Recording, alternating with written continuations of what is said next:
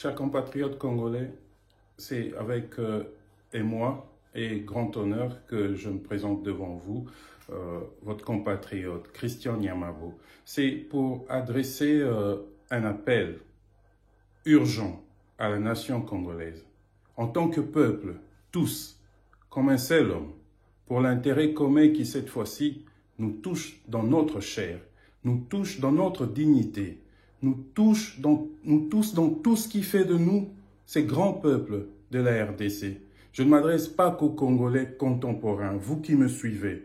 Je m'adresse à ceux qui nous ont précédés, ceux qui ont fait que le Congo soit ce grand pays-là au cœur de l'Afrique. Ce Congo-là est menacé aujourd'hui. Plus que jamais, la menace n'a été aussi sérieuse. Et le Congo menacé, de ces 3 dernières décennies, nous savons d'où la menace vient.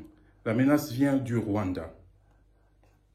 Je viens secondement m'adresser à nos dirigeants, en commençant, comme on dit, tout seigneur, tout honneur, par notre chef de l'État, Félix Antoine Tshisekedi.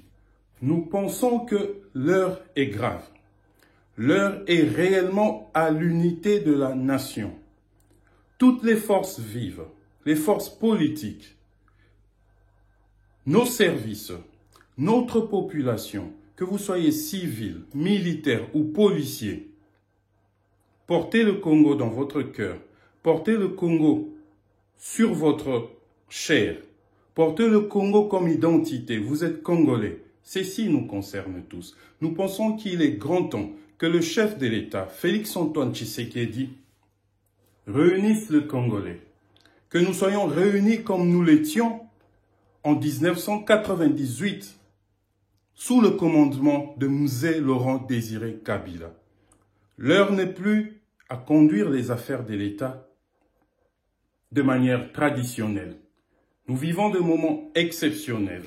Et si nous continuons à mener le bateau comme s'il n'y avait pas tempête à bord, comme si tout s'est déroulé à la normale, le bateau est au point de chavirer. Et ce grand bateau, c'est le Congo. Nos ennemis ne dorment pas. Pendant que nous accueillons le pape, ce qui n'est pas une mauvaise chose, le Parlement rwandais s'est réuni pour débattre sur la question de conflit historique entre la RDC et le Rwanda comme raison de l'insécurité récurrente. Insécurité récurrente est un petit mot, l'insécurité récurrente. En réalité, c'est de l'agression perpétuelle du Rwanda contre la RDC depuis 1990. Nous avons subi cela et Kigali s'apprête à semer un coup fatal à la RDC. Souvenez-vous que nous avons plus de 10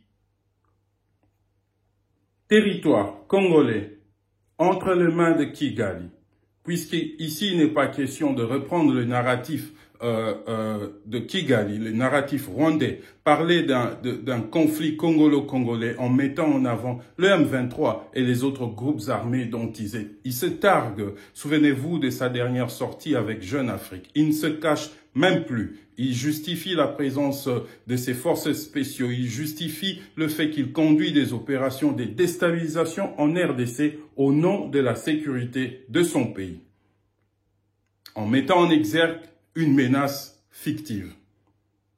Son crédit politique, le FDLR, qu'on n'a jamais vu attaquer le Rwanda. Mais cela n'a pas empêché que pendant presque 30 ans maintenant, de millions de Congolais ont perdu la vie, comme l'a rappelé le chef de l'État lors de la messe avec le pape François aujourd'hui, dans la matinée. Monsieur le chef de l'État, nous sommes conscients de la gravité de la situation. Nous pensons que l'heure n'est pas à mener le bateau comme en temps normal. Le fonctionnement actuel du gouvernement ne correspond pas à la nature de conflit que nous vivons avec le Rwanda.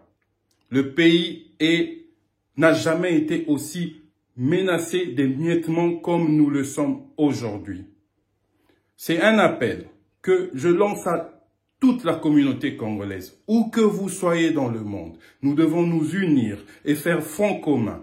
Et ce front commun ne peut être mené que par un seul homme. Et le chef de l'État incarne cet homme. Ici, l'occasion de m'adresser à vous, cher président de la République que nous appelons affectueusement Fachi Béton. Fachi Béton, le grand rendez-vous avec l'histoire. Votre grand rendez-vous avec l'histoire. Votre grand rendez-vous pour être ces meneurs d'hommes qui organisera la résistance et la reprise de l'honneur longtemps bafoué de la RDC. Ce grand rendez-vous est maintenant et je vous prie de ne pas le rater. Vous devez endosser votre uniforme de meneur d'hommes, comme l'avait fait Mouzé. Ici, je ne viens pas vous donner des recommandations comme si c'était des injonctions. Ce sont des recommandations patriotiques que j'adresse au numéro 1 de ma nation, le chef de l'État Félix-Antoine Tshisekedi. Vous avez beau avoir des gens autour de vous, mais pendant 4 ans, la manière dont cette crise a été gérée et les autres affaires connexes qui ont un impact sur cette crise posent des questions légitimes par rapport aux résultats. Nous pensons que les intelligences existent en RDC. Sortez du carcan de la partisanerie. C'est vrai que le pouvoir, on le conquiert avec un groupe de gens. Mais diriger, on n'est pas obligé de se restreindre qu'avec ce même groupe de gens. Nous ne fustigeons pas ici les apports intellectuels stratégiques des gens qui vous entourent, mais les résultats sur le terrain nous donnent largement la possibilité de le faire. Chef de l'État, nous vous enjoignons à réunir autour de vous les dignes fils de la RDC qui savent comment mobiliser l'opinion publique, mobiliser le peuple. Je pourrais citer ici des gens comme Didier Moumengi, qui est en RDC en ce moment-ci.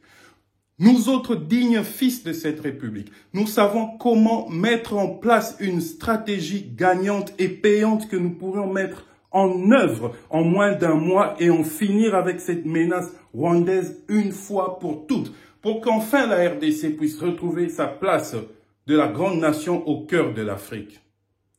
Les options de coopération régionale, telles que la SADC, telles que l'EAC, ne correspondent plus à l'urgence du moment. Il manquera de la motivation politique, il manquera de la motivation même intrinsèque aux soldats qui seront dans le combat pour venir dans ce bourbier. Disons-nous la vérité. La RDC aujourd'hui, c'est un bourbier. Nous avons invité la MONUSCO pendant plus de 20 ans. Nous avons invité l'EAC qui patauge, qui est dans l'inaction pendant quelques mois. Nous avons essayé plusieurs fois dans le passé avec la SADC et les autres organisations. L'heure n'est plus à la coopération régionale pour résolver ces problèmes. L'heure est à la coopération bilatérale avec de multiples partenaires. Et nous pouvons mettre en place très rapidement, par rapport à nos potentialités, notre rôle géostratégique dans la région. La RDC qui se renferme vers elle-même, c'est plusieurs pays comme la Namibie, l'Angola, la Tanzanie, l'Afrique du Sud et voire même la Chine qui vont en souffrir sérieusement économiquement. L'effet boomerang aura beaucoup plus de répercussions que la crise ukrainienne a eu sur le monde. Chef de l'État, réunissez les intelligences. Je ne viens pas demander un travail ici. Si je fais partie de cette équipe, tant mieux, parce que j'estime que j'ai à apporter en urgence. Sinon, je vous demande d'aller chercher au-delà de clivage. Cherchez au-delà de ceux qui vous entourent maintenant et agissons car l'heure est grave. Que vive la RDC, que Dieu bénisse le Congo.